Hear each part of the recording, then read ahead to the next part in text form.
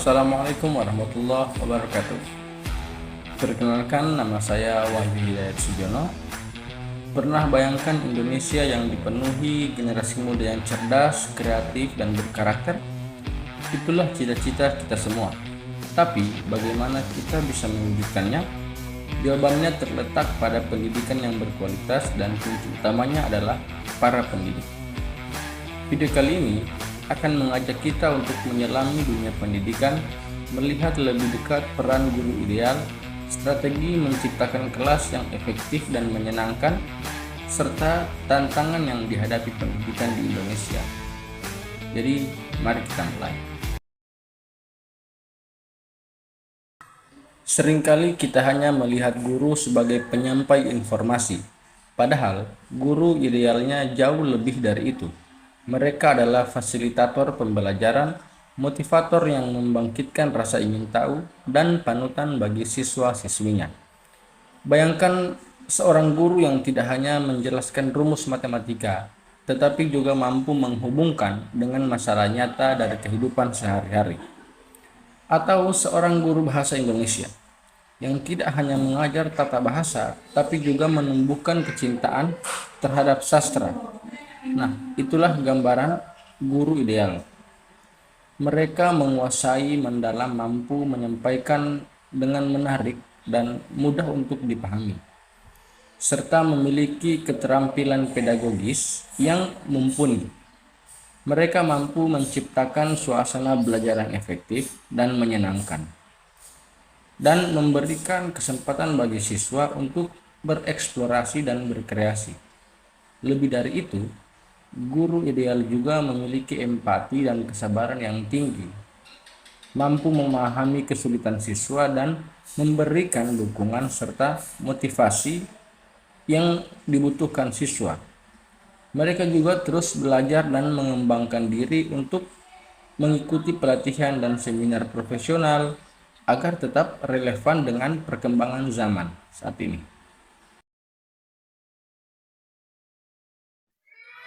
Suasana kelas yang kondusif sangat penting untuk keberhasilan pembelajaran. Kelas yang hidup dan menyenangkan akan membuat siswa jadi lebih antusias dan termotivasi untuk belajar. Nah, bagaimana cara kita untuk menciptakannya? Salah satu kuncinya adalah dengan menerapkan metode pembelajaran yang aktif dan melibatkan siswa secara langsung.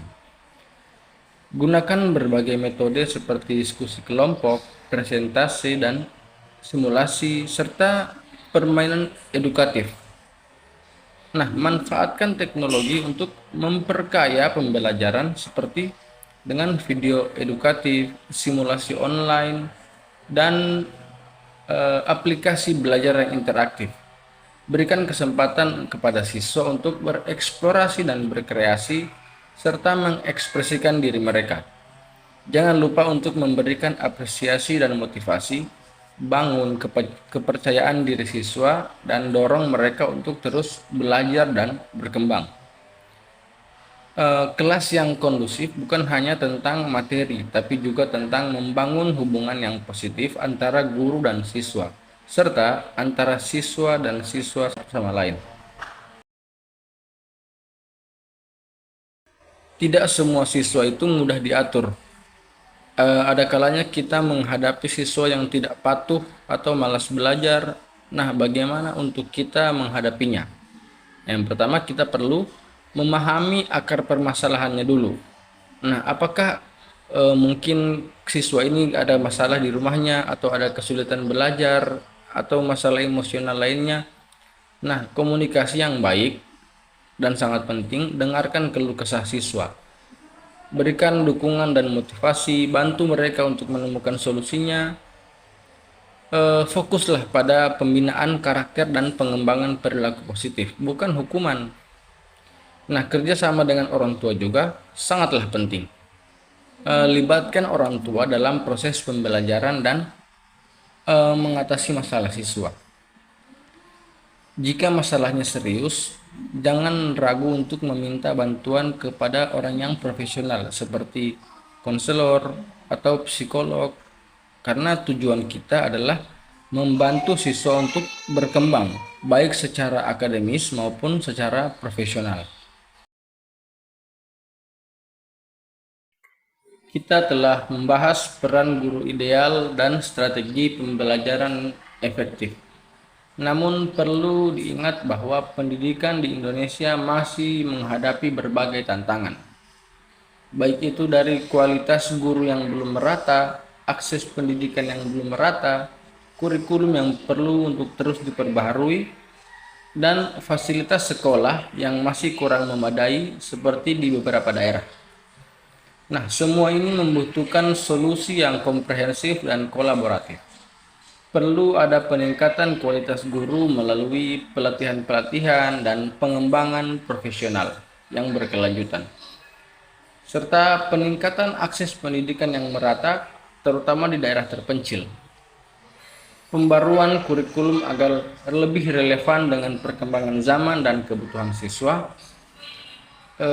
peningkatan fasilitas sekolah agar lebih memadai dan mendukung proses pembelajaran, dan tentu saja peningkatan anggaran agar lebih optimal.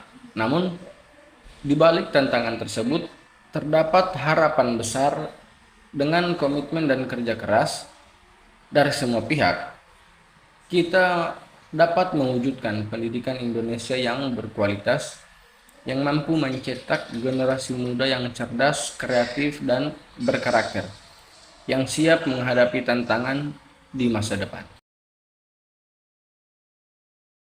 Nah, kesimpulannya, membangun pendidikan yang ideal adalah perjalanan panjang yang membutuhkan komitmen dan kerja keras dari semua pihak, baik itu dari pemerintah, dari guru, orang tua, dan masyarakat.